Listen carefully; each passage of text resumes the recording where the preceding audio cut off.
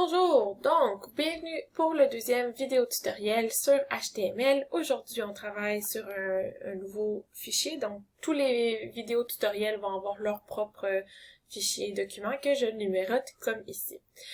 Donc, on va commencer comme ce que je vous ai montré dans le dernier tutoriel. Je vais aller chercher mon raccourci, mon modèle avec mon doctype et toutes mes informations.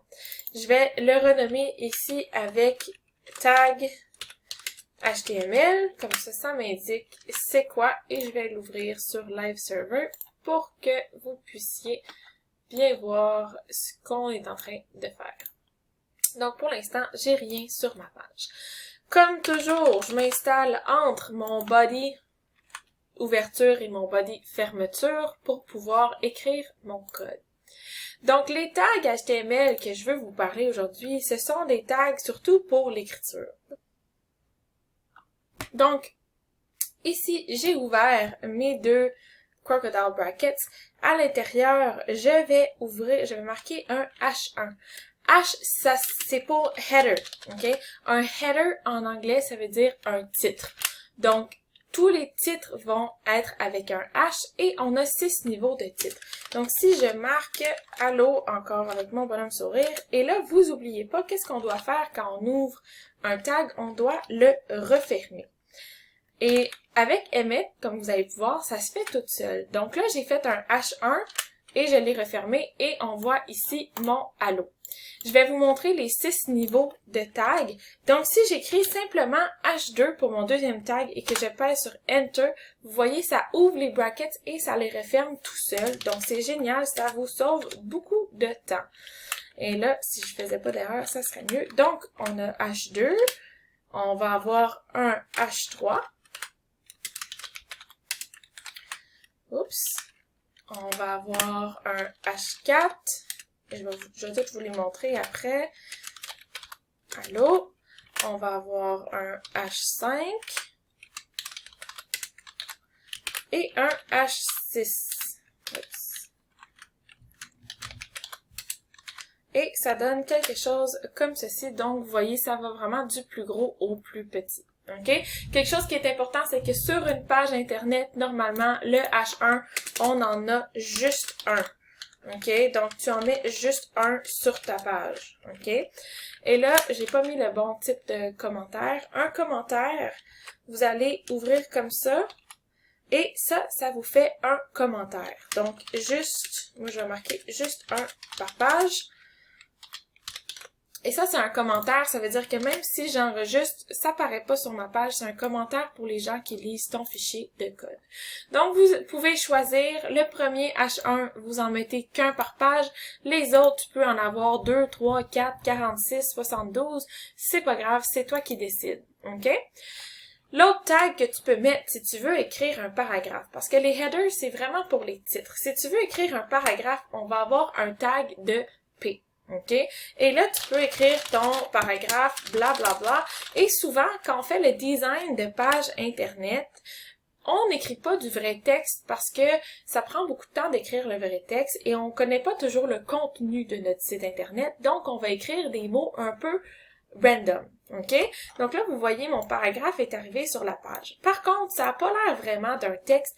Donc, je vais vous montrer un petit truc. Si j'enlève ça, si vous écrivez lorem et le nombre de mots que vous voulez. Donc, mettons que moi, je veux 60 mots et que tu fais Enter, le logiciel te prépare déjà un texte qui est du latin qu'on ne comprend pas, mais comme ça, au moins, t'as l'impression d'avoir un paragraphe sur ton texte. OK? Et tu peux aussi faire ça pour les titres. Donc, si je voulais faire un H2 avec 15 mots, je peux écrire lorem 15 et ça me génère 15 mots qui viennent ici dans la même police que mon H2.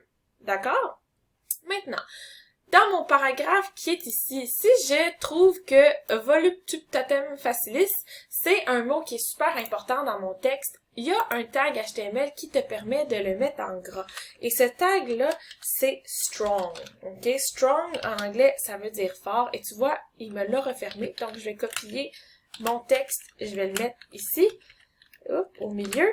Voilà. Et si j'enregistre, tu peux voir ici que mon texte voluptatem facilis est devenu en gras.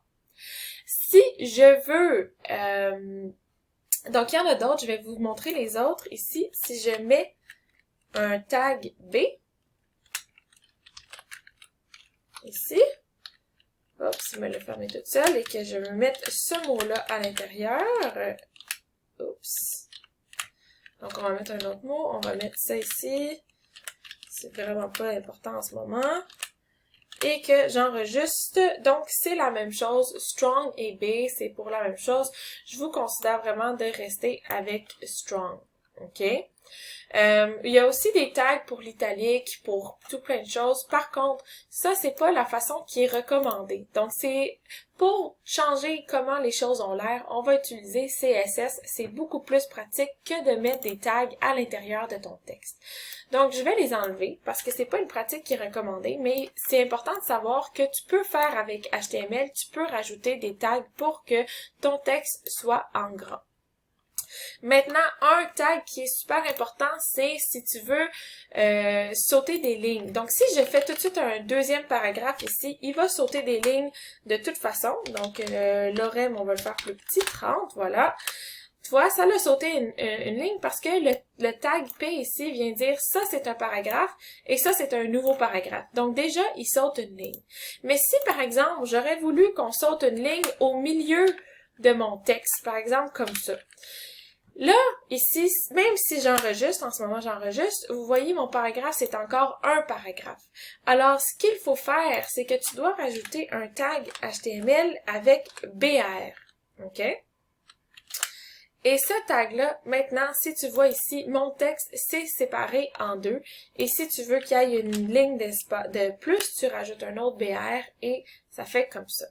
Par contre, encore une fois, t'es mieux de mettre tes choses dans deux paragraphes différents. Donc, si je voulais vraiment séparer ça, je serais mieux ici de fermer mon paragraphe comme ça et de rouvrir un autre paragraphe ici. Ça serait une très meilleure pratique. Donc, comme ça, j'ai 3 paragraphes et mes espaces sont égaux. Donc, mais si tu veux rajouter une ligne de plus, si par exemple tu veux une autre ligne entre tes paragraphes, tu peux rajouter un BR et là, vous voyez, j'ai un espace de plus entre mes paragraphes ici. Donc, c'est tout pour ce tutoriel-là. Je vous laisse et je vous dis au prochain. Au revoir!